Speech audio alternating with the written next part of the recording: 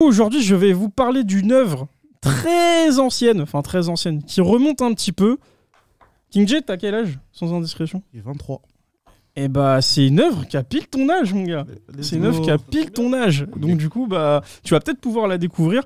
En tout cas... Yoann, tu veux dire quoi? Justement, comme je te disais, on en parle en ce moment. Parce qu'il y a un manga qui fait penser à ça. Exactement. Exactement, ouais.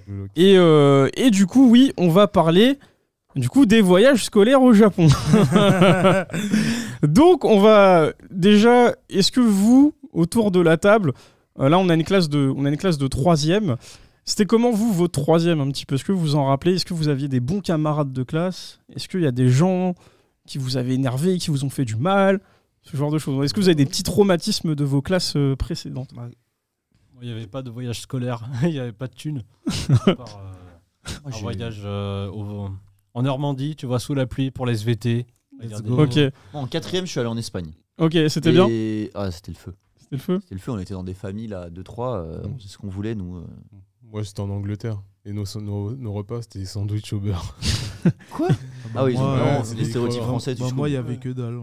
Et crevards. Un collège de pauvres. Par contre, des traumatismes, non, pas spécialement. Ok, donc en gros, vous êtes en train de me dire que dans vos classes, tout se passait bien. Ah non, moi, non. Non. J'aimais personne. Ça se passait pas forcément bien, mais je suis pas traumatisé. Je pense que j'y contribuais un peu aussi. Ok, d'accord. Ouais, toi, t'as un passif, toi. J'étais dans un collège où en 6e, je suis arrivé, j'étais tout sage, et la première semaine, il y a une prof qui s'est pris une table. Donc, ok, bon, et ben en tout cas, cette prof, je pense qu'elle aurait bien voulu parler du programme dont on va parler aujourd'hui, car je vais bien évidemment vous parler de Battle Royale. Donc d'abord, il faut savoir que Battle Royale, c'est un roman à la base avant d'être un manga. Et après, il y a une adaptation en film, mais j'en parlerai après. C'est écrit par Koshun Takami et ça a été édité en 1999. Je vais vous faire... incroyable. Ouais, je vais vous faire le speech un petit peu. Donc ça a été prépublié dans le Young Champion de l'éditeur Akita Shoten et c'est sorti entre 2000 et 2005. Ça a été compilé dans un total de 15 volumes et aujourd'hui ils sont un peu chauds à trouver pour la première édition en tout cas. Et le manga, c'est exactement le roman mais en plus trash.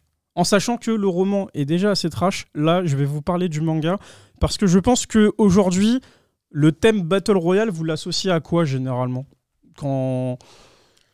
Aujourd'hui, quand on parle de Battle Royale, vous pensez à quoi? Un film. Un film, ouais. Des gens qui s'entretuent, parce que c'est un thème qui était ressorti à l'époque d'Hunger Games déjà. Exactement. Pareil avec Blue Lock, donc avec un truc d'élimination et de... Exactement. Warzone, Fortnite, etc. Exactement, ça, ouais. Surtout dans les thèmes Moi, ça me fait penser aussi... Toi, tu veux dire une connerie, vas-y, dis. Et l'Undertaker qui passe par-dessus la 3e corde. Oui, non, mais oui, le Battle Royale, à la base, c'est un terme qui est utilisé dans le catch. Mais c'est pas faux ce que tu dis, donc c'est pas une connerie. T'as vu C'est pas une connerie. Donc, en tout cas, on va parler de Battle Royale. Il faut savoir que, en fait, c'est un peu un espèce de Japon futuriste où à la base, il y a une loi qui s'appelle la loi BR, donc la loi Battle Royale, pour un peu cadrer, on va dire, les adolescents qui commencent un peu à sortir du système et qui sont en totale rébellion avec le gouvernement. Et en fait, c'est une loi qui a été décidée, donc parce que du coup, c'est sous un joug complètement totalitaire. Il faut savoir que les adultes redoutent vraiment les adolescents trop enclins à la violence. Et ils décident, pour se protéger, de créer la loi Battle Royale. Il faut savoir que si on fait ça chez nous, les gars, c'est vraiment qu'il y a vraiment des soucis genre d'éducation et ce genre de choses. Et ça me rappelle, désolé, un film de Purge. Oui. Je l'ai pas vu. Oui. Où, si je me trompe pas, il y a 24 heures où il n'y a plus de règles et du coup tout le monde se tabasse et s'entretue. Alors, faut savoir que, attention, Battle Royale n'est pas une copie de ce que vous avez aujourd'hui. C'est ce qu'il y a aujourd'hui qui a beaucoup servi d'inspiration par rapport à Battle Royale. Et je vais remettre le contexte. Donc Battle Royale sort en 99, c'est édité en 2000 chez nous. Moi, quand j'ai connu le manga, j'étais en 4e, 3e. C'est un manga qui m'a énormément frappé parce que c'était mon premier seinen. Il faut savoir que c'est un manga qui est très très gore, mais vraiment très très gore. Et On donne la date 97. 99. Ah, t'étais en Non, troisième. j'étais pas en C'est troisième. sorti C'est en sorti 2000. en 2000. Mais moi, je l'ai connu entre 2004 et C'était- 2005. Ok. En vrai, pour l'époque, c'était Voilà. chaud. Enfin, moi, Et j'ai connu à la même époque. c'était vraiment, ouais, comme il l'a dit Yo, le Ah. premier manga où tu sors complètement du shonen et t'arrives vraiment sur de la violence, parce que dans Battle Royale, je vais en venir un petit peu après, il y a beaucoup de violence, mais il y a aussi beaucoup de sexe. Et on parle de classe de 3ème. En fait, Tout va bien. à cette époque-là, comme il disait, il n'y avait pas autant de mangas que maintenant. Et en seinen comme ça, on n'avait que Berserk. On n'avait que Berserk et Battle Royale. Et Exactement. C'était les deux gros seinen, et du coup, c'était du sexe, du sang. Et c'est tout. Donc, Battle Royale, Love, non, pas de je love. vous... Pas de love. Non, pas, il y a du love, mais enfin... Mais pas consentant, quoi. Du tout. Du tout. C'est un peu le même registre. Du tout. En gros, donc je vous ai tout à l'heure montré une classe de 3ème, et bah sachez qu'en fait, la loi Battle Royale choisit une classe parmi tout le Japon, qui est sélectionnée pour, à la base, partir pour un petit voyage scolaire. Une classe de 3ème. Une classe de 3ème. Tout ce qu'il y a de plus normal, c'est la fin d'année. On se tient la main, les petites amourettes qu'il y a eu au cours de l'année qui se sont développées un petit peu. Le voyage scolaire, tu vois, c'est le moment de conclure. Sauf qu'eux, ils vont pas conclure du tout de la même façon dont on le penserait, puisque, en fait, ils vont être envoyés sur une île, genre vraiment à l'écart du pays.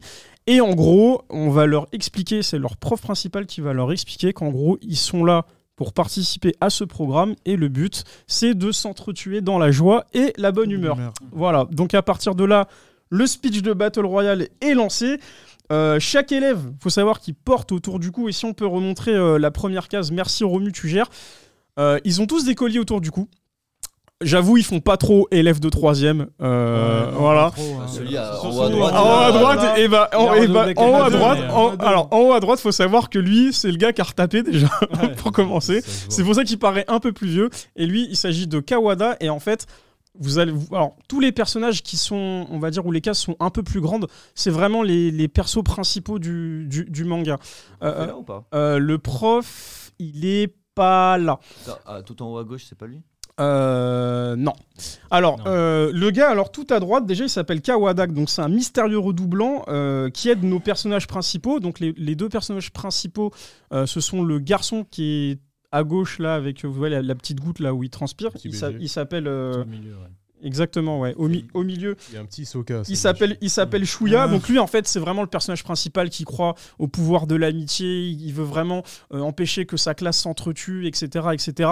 Ensuite, vous avez en bas, à gauche, une fille qui s'appelle Mitsuko. Et elle, alors, je suis désolé des termes que je vais employer. Attention, on parle de Battle Royale. Et tenez, je vous ai pas passé les tomes, parce qu'il faut que vous regardiez un peu quand même. Et toi, je vais te passer le tome 3, toi. Et tu peux regarder à la fin du tome 3 un peu ce qui se passe pour Surtout les décrire gens un tout petit nus. peu. Ah oui, bah il y a des gens tout nus. Donc en gros, Mitsuko, c'est un peu la fille qui va jouer de ses charmes. Et quand je vous dis jouer de ses charmes, c'est pas un petit peu. Comme je vous l'ai dit, Battle Royale, c'est pas à mettre entre toutes les mains. Voilà. Je sais pas ce que t'as Ça- montré, mais. Ça, c'est à la ça. caméra. Exactement, c'est Ça pas à mettre entre toutes les mains, les gars. Il y a beaucoup de violence et de sexe, et en fait, Mitsuko va vraiment, vraiment en jouer. Et du coup, c'est une classe où il y a 42 élèves, 21 garçons, 21 filles.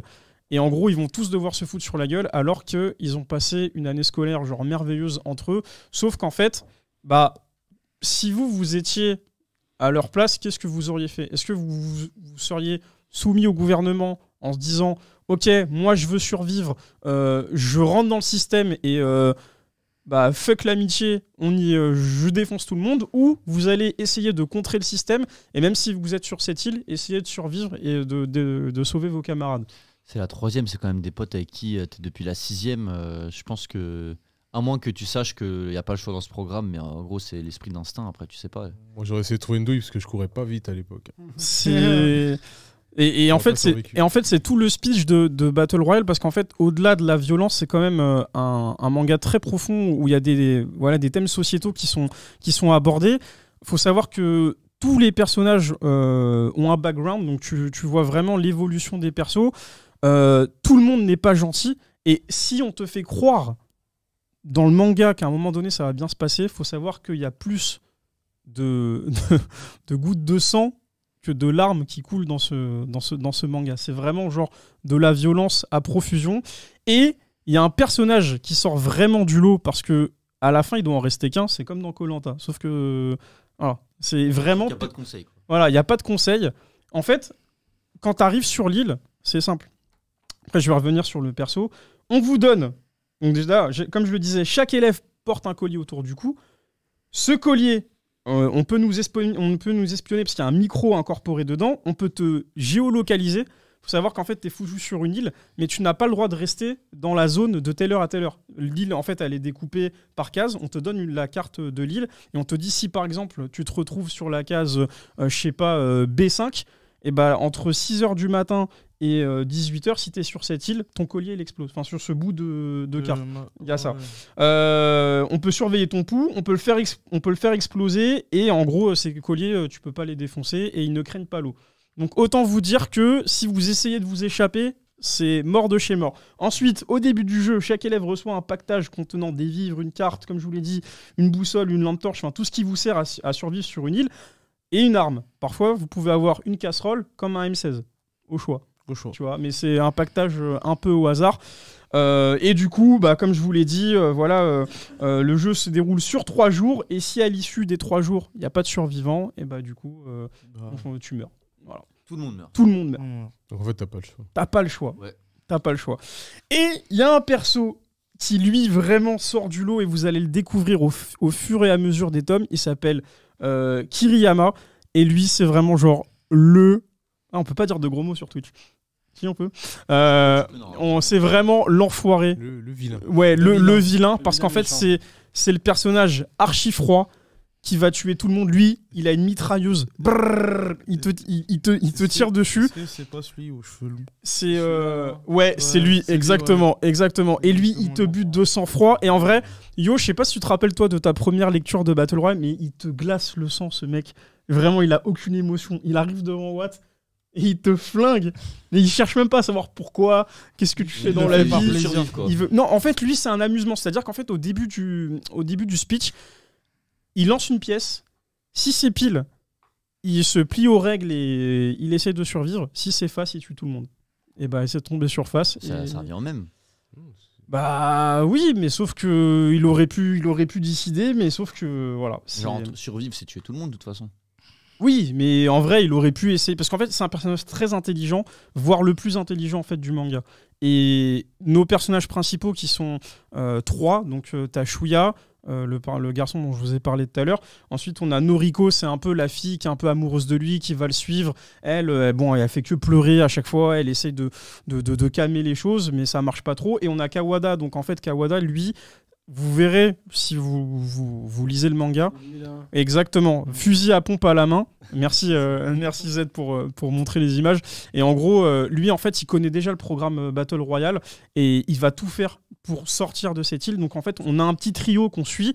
Il y a des personnages qui sont très attachants, d'autres qui le sont un peu moins. Après, on a vraiment genre les péons de la classe, ceux qui sont pas du tout intéressants, qui se font tuer en 2-2. Mais je rappelle que c'est quand même une classe avec qui on a partagé beaucoup de moments et tout ça. Et en fait, t'es vraiment tiraillé entre l'amitié et le désir de survivre. C'est vraiment un manga qui a marqué sa génération, comme je vous l'ai dit. L'espoir fait pas partie du vocabulaire du tout. Et même au fur et à mesure de ta lecture, si tu penses que les persos vont s'en sortir, il va toujours y avoir des dingueries. C'est soit Kiriyama, soit un autre personnage. Il faut savoir qu'il y a aussi Mitsuko qui, elle, a une arme blanche. Elle va vraiment genre... jouer sur ses charmes, ses atouts pour pouvoir coucher avec des élèves et après les manipuler, etc. Donc voilà, après bien évidemment il y a un dénouement. Là, les tomes que vous avez entre les mains, c'est la toute première édition de Battle Royale, donc c'est celle que j'avais quand j'étais vraiment très jeune. Aujourd'hui, il y a une édition vraiment genre parfaite qui est toujours disponible chez Soleil Manga. Mais c'est un manga, je pense que toi, en vrai, vu que c'est vraiment sorti à l'époque où t'es arrivé dans ce monde, je pense que ça te plairait bien. Et en vrai, vous allez vraiment avoir les prémices de ce que c'est qu'un Battle Royale. Parce qu'aujourd'hui, on pense à Fortnite, aujourd'hui, on pense à Blue Lock, on pense à un manga comme, comment on le dit, Bitoum. Bitoum, je sais pas comment il se dit. C'est exactement le copier-coller de Battle Royale, sauf que lui, c'est la base de tout. Et il faut savoir que, comme je vous l'ai dit, c'est un roman, c'est aussi un manga, mais il y a eu un film. Obligé, les live action, vous connaissez. Par contre, par les Coréens. Eh ben non, par des Japonais. Ah Et ouais on a la bande-annonce parce que il y a Ah, mais oui, mais il y a quand même du lourd. Alors je sais pas si on peut la montrer et en même temps je Il y en a vais. eu plusieurs en vrai. C'est ça. Donc adapté. Alors faut savoir que Battle Royale a quand même une suite, mais oubliez la suite. Faut l'oublier. C'est l'oublier. pas parce que c'est nul. C'est nul. C'est nul et ça respecte pas du tout ce qu'on a voulu te montrer au départ. Donc là, vous voyez, comme je vous l'ai dit, un voyage scolaire. On part sur ça. Ça, c'est vraiment l'ancêtre pour moi de Squid Game aujourd'hui. Voilà, c'est exact. Là, si vous avez kiffé Squid Game, eh ben, sachez qu'avant Squid Game, il y a eu Battle Royale et il y a Sport, lui. Takeshi Kitano qui joue le rôle du prof principal. Et alors là, vraiment, ça part ensuite. Là, on a Kirilima du coup qui tue un peu tout le monde.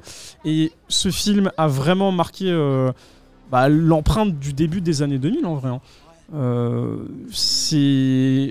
Alors, je trouve que le film rend pas forcément hommage au manga parce que le film dure 1h, peut-être 1h45 grand max.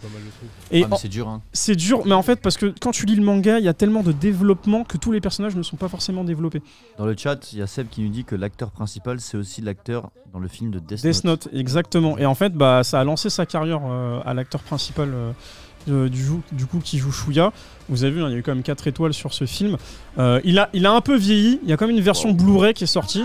Ça, c'est Mitsuko, donc la fille en question dont je vous parlais. Et on parle quand même de devoir s'entretuer. Et vous voyez, Shuya, il chiale beaucoup. Et voilà, faut survivre. C'est le but du jeu. Et c'est pour ça qu'on appelle ça Battle Royale. Sachez qu'au Japon, le film, parce qu'il est quand même sorti dans les années 2000, a totalisé 3,11 milliards de yens, donc soit plus de 20 millions de dollars. On parle quand même des années 2000, hein, c'était déjà énorme pour l'époque. Et il a fait 212 millions de yens pour son premier week-end. Donc à l'époque, c'était vraiment quelque chose de ouf. Faut savoir que l'œuvre, c'est l'œuvre, excuse-moi, je me perds. C'est l'œuvre préférée, de Quentin Tarantino. Et il l'a avoué quand il a sorti le premier volume de Kill Bill. Okay. Voilà, donc Tarantino qui valide un peu Battle Royale. Déjà, le film. Le film, mais aussi du coup le manga. Et il faut savoir que suite à ça, le roman s'est énormément vendu et le manga est très très connu au Japon. Chez nous, je saurais pas trop. Je pense que notre génération, je pense. C'est ça, ouais. C'est plus notre génération. On va dire les 85, 89, 90, un peu jusqu'à, je dirais, 93 grand max. Et après, pour les autres jeux. Avant Naruto. Voilà. Et ça, c'est sorti vraiment genre avant l'époque de Naruto, etc. Et c'est le premier seinen qui nous ont un peu tombé sous la main. Moi, tu vois, je connaissais le film. Ouais. Mais je savais pas que ça venait d'un manga. Ouais, d'un roman. D'un roman qui a été adapté en manga, qui a été adapté en film. Exactement. Et vraiment très très lourd. Et je pense que si vous voulez vraiment prendre votre pied, je pense que le manga, c'est le meilleur moyen de vraiment imaginer ce qui s'est passé durant tout le roman. Et c'est juste dingue. Voilà. Et je trouve que ça n'a pas vieilli au niveau du dessin. Après toi, Z, je sais pas ce que tu en penses au niveau du dessin, parce qu'on est vraiment entre du comics et du manga. Le côté old school. Archi détaillé, franchement, il gère super bien. Après, des fois, les visages, ils ont des proportions un peu étranges. Tu sens, et c'est la partie qui a le moins bien vieilli. Mais après, ça reste hyper cool à regarder. La narration, la mise en scène, beaucoup dans l'émotionnel. Non, franchement, c'est cool. Et du coup, j'ai tout lu un peu tardivement. J'ai découvert il n'y a pas si longtemps. De toute façon, après, c'est intemporel. En vrai, même toi, je pense que tu kifferais, Kevin, le speech. Et toi, King J, du coup, si jamais tu t'es pas lancé dedans, là, je voulais vraiment faire une extension sur un truc où on sort de ce qu'on connaît habituellement. Après, j'en ai déjà entendu parler, notamment du film. Mais c'est pas assez. En sachant que moi, j'avais vu aussi une vidéo de la chaîne YouTube dont je vous ai parlé à maintes reprises qui s'appelle Chronique Fiction. Avec The Coroner. Et du coup, il traite le film Battle Royale. En fait, c'est une chaîne YouTube. Mais je te montrerai la vidéo quand on aura fini le live. C'est une chaîne YouTube où il y a plusieurs thèmes différents. Et un des thèmes, c'est le coroner. Donc, le coroner, c'est le médecin légiste. Et il va un peu faire l'autopsie d'œuvres, de films. D'abord, il te fait le plot de l'œuvre, et ensuite, il va faire une analyse, mais super intéressante, et il va te montrer des choses que tu n'auras pas forcément montrées, notamment dans le film de Battle Royale. Il explique qu'en fait, le professeur de sport, donc, qui est joué par Takeshi Kitano, il meurt 2 fois. Et la première fois, il meurt... alors, je sais plus c'était quoi. La première fois, il se fait tuer, il est mort, et c'est le prof de sport qui décède. Et ensuite, son téléphone sonne. Et il se relève, et il répond. Il raccroche, et il remeurt. Et là, c'était plutôt celui qui avait son âme d'enfant, ou un truc comme ça. Il t'explique des trucs. Il y a plein de vidéos. Hein. Il y en a sur Le Roi Lion, il y a tout. C'est divers et varié. Parce que... Chronique Fiction, Chronique Fiction. J'ai vu une vidéo... Et il y a plusieurs personnages. Il y a le coroner qui fait ça. Il y a aussi l'avocat. Lui, il se trouve que c'est l'avocat des méchants dans les films.